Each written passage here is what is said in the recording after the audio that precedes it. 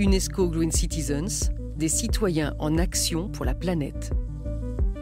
Un podcast d'Aurélie Luneau et Thomas Duterre. Nadit, apprendre dans le désert. Avec Victoria Keding, notre Green Citizen, directrice du centre de formation Nadit, et l'expert en éducation au développement durable, Bernard Combe.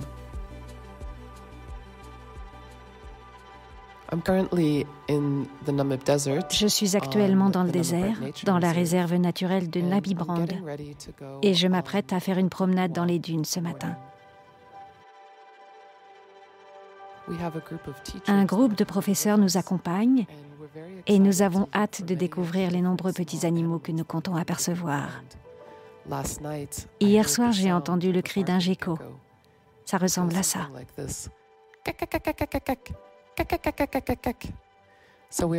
Nous espérons donc que ce matin, nous trouverons ce tout petit lézard et nous pourrons voir l'endroit dans lequel il vit. Parmi les autres animaux que nous aimerions croiser, il y a les chamois, les antilopes. Peut-être pourrons-nous même voir quelques zèbres.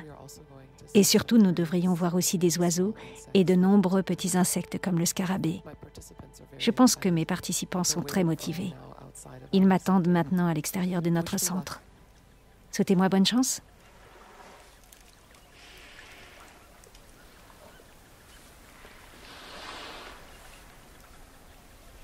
Nous sommes en Namibie, pays du sud-ouest de l'Afrique.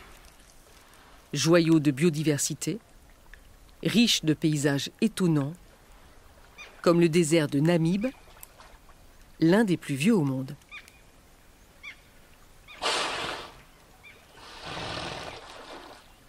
Nadit Center is in the middle of the sand dunes. It's a beautiful reddish colored sand. Le centre Nadit se trouve au milieu des dunes de sable qui ont une couleur rouge magnifique. Les dunes, c'est comme un désert vivant.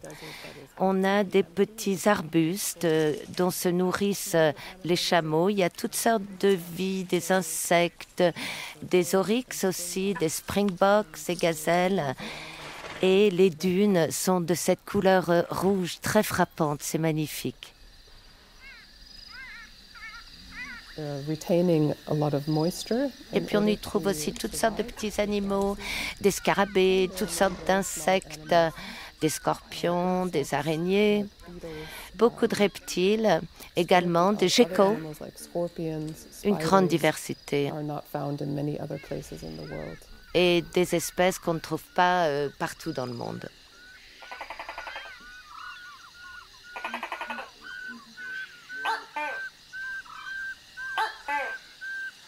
Au début de ce projet, il y avait mon expérience en matière d'enseignement de l'éducation à l'environnement à destination des scolaires. Et nous venons d'évoquer la biodiversité de la Namibie et je travaillais sur un projet qui consistait à enseigner aux enfants combien il était important de préserver cette riche biodiversité. Et beaucoup de ces enfants me demandaient mais pourquoi tu nous apprends pas aussi comment économiser l'eau ou le recyclage ou toutes les questions que pose la déforestation, etc. Et ça remonte à il y a 25 ans. Et j'avais l'impression de leur avoir enseigné, de leur avoir fait passer ce message. Mais ce qui manquait, c'était le côté pratique.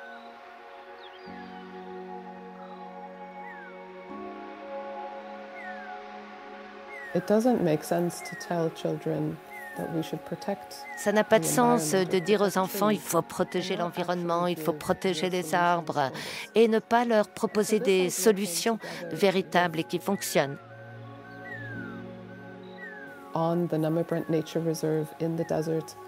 Et on a eu la possibilité de créer ce centre dans la réserve naturelle de Namib Rand, au milieu du désert de Namib. L'emplacement était idéal. Bien sûr, c'est un désert, conditions de vie difficiles, mais le soleil brille tous les jours. Il y a très peu de pluie. Donc, c'était un peu l'environnement idéal pour recourir à l'énergie solaire, pas seulement pour produire l'électricité, mais aussi pour la cuisson, la cuisine, la cuisson des aliments. Et puis donc c'était ce mélange d'un lieu magnifique, très inspirant, qui inspire l'amour de la nature, et puis la possibilité d'avoir un centre où on puisse faire des stages pratiques d'enseignement à l'éducation environnementale. So one example is the solar cooking. So everything we do at Nadit Center. On s'intéresse à la cuisson solaire. À chaque fois qu'on fait de la cuisine, tous les participants mettent la main à la pâte. Tout le monde participe à la cuisine et on se sert de fours solaires et de poêles à énergie solaire. Et puis le restant de la journée, on apprend aussi comment fonctionne l'énergie solaire. On fait plusieurs expériences de type scientifique pour montrer aux stagiaires comment ça fonctionne. Et puis aussi la biodiversité dans le désert, eh bien, on essaie de comprendre comment elle s'est adaptée à ces conditions très difficiles et comment elle puise l'énergie aussi du soleil pour survivre. Un bel exemple en est un petit scarabée, le scarabée Toktoki, qui forme une couche un peu céreuse pour se protéger contre la chaleur du soleil. Il s'enveloppe là-dedans. Mais au petit matin, quand il fait encore un peu frais ou pendant les mois d'hiver, ce scarabée Toktoki cesse de protéger cette petite couverture en cire.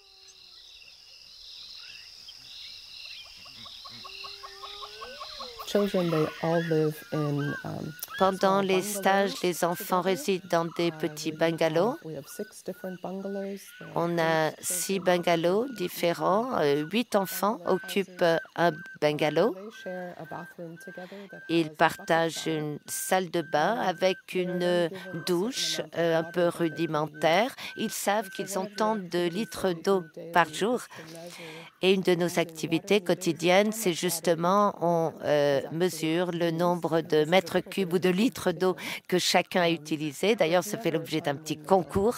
Les enfants ne manquent jamais d'eau, mais l'idée, c'est de les inciter à l'économiser pour le même résultat. We also have Et puis, il y a many d'autres activities activités qui nous with the desert. So we conduisent go, dans le désert. On fait des balades dans les dunes, on recherche des espèces, des animaux, des plantes qu'on ne peut pas voir au centre.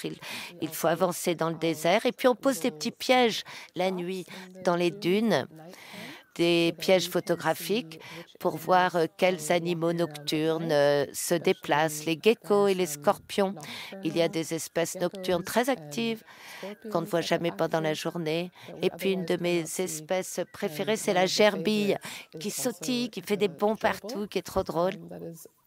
Bien sûr, on prend ces petits pièges, mais ils sont inoffensifs et on les libère dans la nature après les avoir identifiés. Nadit Center is the educational core.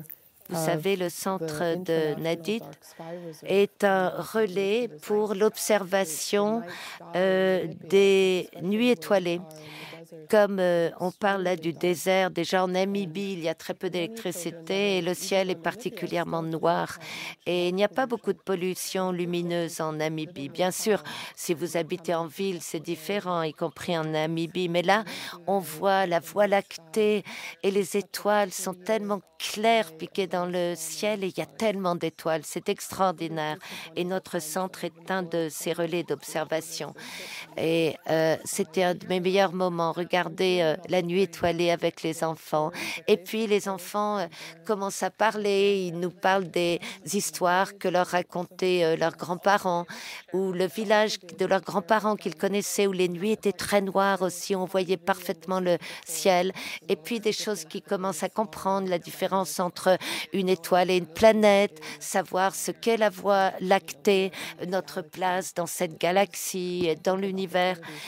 Ça nous permet d'évoquer tout cela et la place de l'homme sur la Terre.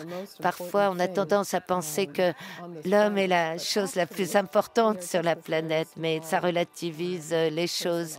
On est des toutes petites créatures sur une petite planète au sein de cette immense galaxie.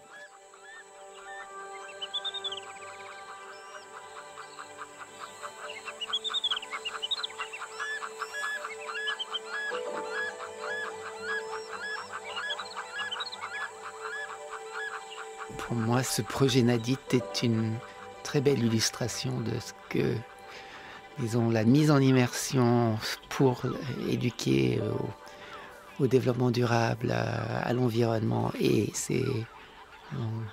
on vous sort de votre contexte habituel, on vous met au milieu du désert.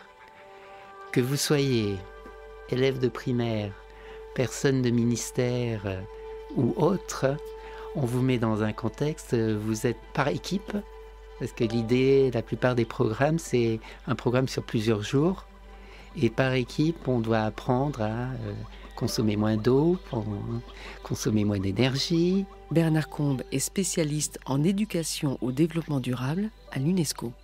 Éduquer au développement durable, c'est une question d'éduquer à la complexité. C'est d'éduquer à des choses, des éléments qui sont constamment en changement, et de se dire qu'en fait, c'est pas de former ou d'éduquer les gens sur des contenus, mais c'est de les éduquer à adapter ou avoir les bonnes réactions, les bonnes capacités. Certaines fois, on nous parle, il nous faut des choses innovantes. Quelquefois, on n'a pas besoin des choses innovantes, c'est plutôt de retrouver des choses qui existent depuis des millénaires, qui fonctionnent. Il faut juste les garder en état. Et c'est pour ça que pour nous, éducation au développement durable, c'est pour tout le monde, à tous les âges. C'est pas réduit à l'école. Une fois qu'on a son bac, c'est fini. Non. Et c'est une manière de faire dialoguer, avancer les gens et de se dire il y a d'autres manières d'apprendre. Je vais paraphraser mon saint patron, Saint Bernard de Clairvaux, qui a dit il faut aller dans les forêts et voir les pierres, ça vous apprendra plus que les maîtres et les livres. Là, on est tout à fait d'accord avec ça, parce qu'il faut cette reconnexion à la nature et à l'environnement. Si on ne connaît pas, si on ne voit pas ce que c'est, on va pas se dire tiens, il faut que je le protège. Ce fameux désert de Namibie, où se trouve Nadit, Bernard Combe, vous n'avez pas encore eu la chance d'y aller. Est-ce que ça fait partie d'un de vos rêves et de pouvoir peut-être sentir cette présence qu'on dit presque spirituelle du désert? Oui, tout à fait. Pouvoir aussi voir les étoiles, la Croix du Sud, ça fait partie de certains endroits que j'aimerais visiter. Disons, le désert a toujours attiré beaucoup pour les hommes. Et c'est un endroit qui fait rêver. Et en même temps, c'est un endroit où on se dit c'est hostile, mais le son de Nadit nous montre qu'il y a peut-être une certaine hostilité, mais dedans, on peut avoir du positif. Oui, c'est définitivement un endroit que j'aimerais aller visiter. Peut-être que le succès de Nadit tient justement à ce désert, non ? Oui, je pense que oui, il y a certains endroits, certains territoires qui ont aspect, on va dire, d'attraction. On le retrouve avec certaines montagnes, on le retrouve certains endroits de l'océan, donc c'est un peu ces endroits un peu, on va dire, un peu mystérieux, où on est un peu seul et isolé, beaucoup plus propice à la réflexion et à apprendre autrement.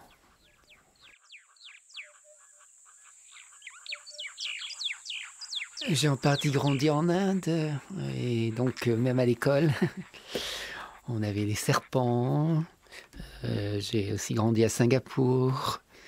La petite école française était à côté d'une ferme de crocodiles. Donc oui, la nature, je la côtoie depuis longtemps. Et l'éducation à l'environnement m'a toujours intéressé. Et ça faisait partie de votre quotidien à l'époque? Ça faisait partie de mon quotidien. Notamment quand on habitait Singapour, on avait la jungle à côté. Donc aller explorer dans la jungle, c'était le quotidien.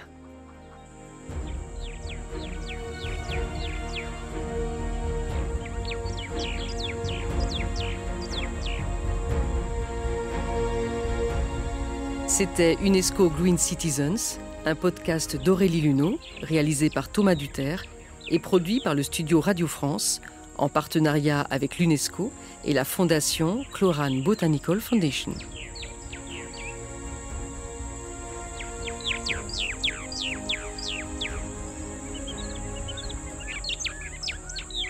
Traduction FDR, avec la voix de Nathalie Canoui.